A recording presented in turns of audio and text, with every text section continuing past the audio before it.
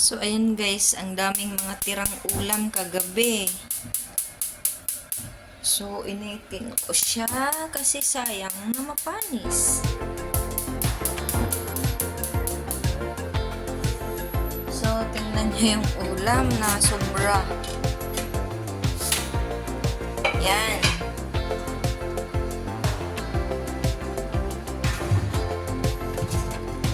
Sarap, oh, di ba?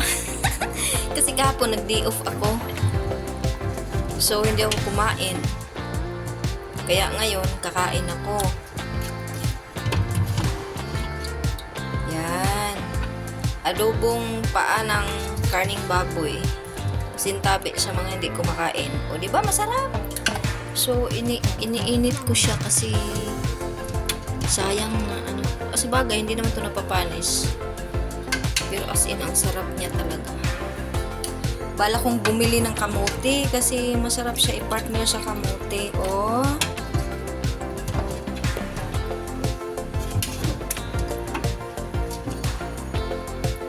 Sarap. Masarap siya kasi mga buto-buto ba. Yan.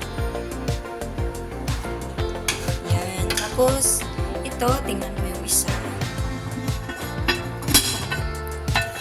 Ito ay gulay na may mushroom.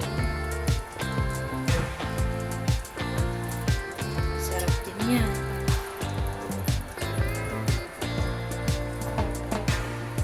So, pwede na to pang lunch ko. Kasi sila, isang beses lang yan kakain. Tapos, pag may sobra, wala na, itatapon na nila. Ito naman is sabaw. Alam niyo ba yung sabaw na to? Parang may laman loob ng kaning baboy. Tapos, nilagyan ng paminta na buto. Masarap siya, yung sabaw masarap kasi maanghang.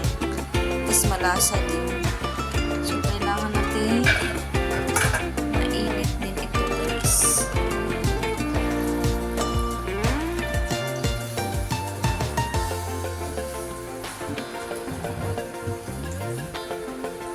Tira-tirang ulam. Pero ito ang masarap kasi sa partner sa kamote.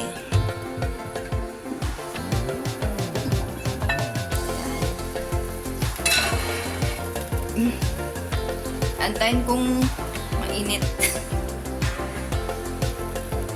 Galing ng tirang ulam. Pwede pa pang lunch. Yan. Kumukulo na sila.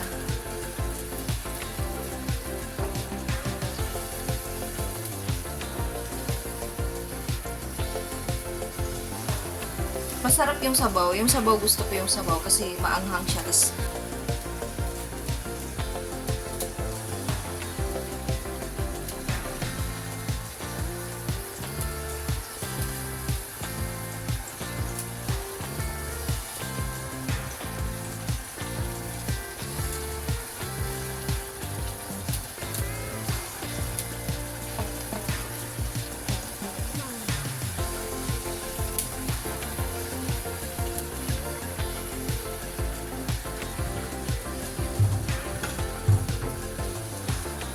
alam mo kahapon dito to. Ito na lang natira. Pero ang dami pa rin, no?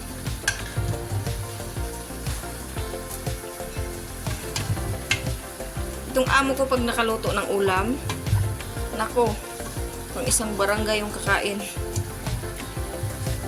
Dami niyang lulutuin, eh, hindi naman nauubos. Tapos itatapon lang. Eh, ako lang naman lagi dito naiiwan, kaya pwede na to sa lunch ko. Oh, ayan na. Mainit na. Yung sabaw din, oh. Puno na yung sabaw.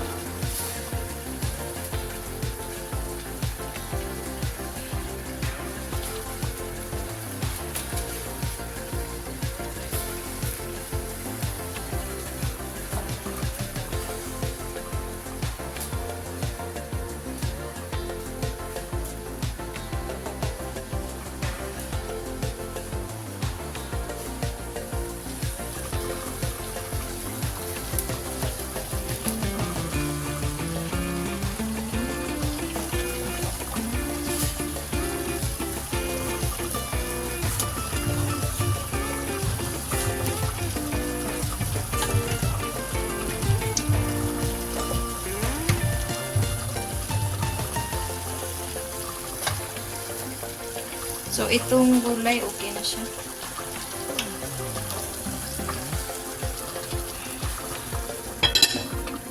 Tapos, ito rin, okay na din.